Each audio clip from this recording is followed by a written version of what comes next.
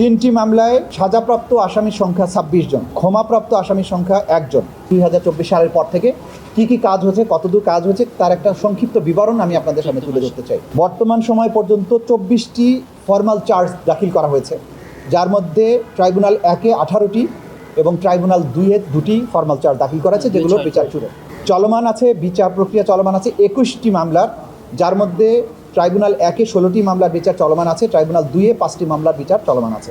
রায় ঘোষণা হয়েছে মোট 3টি মামলায়, ট্রাইব্যুনাল 1-এ 2টি মামলায় এবং ট্রাইব্যুনাল 2-এ 1টি মামলার রায় ঘোষণা হয়েছে। ট্রাইব্যুনাল 2-এ আরেকটি মামলার রায়ের জন্য অপেক্ষমান আছে।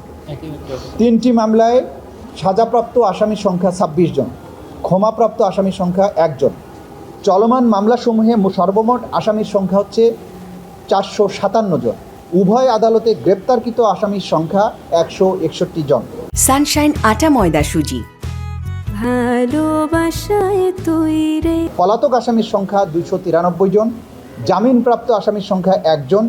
মৃত্যুবরণকারী আসামির সংখ্যা 1 জন। খালাসপ্রাপ্ত আসামির সংখ্যা 1 জন।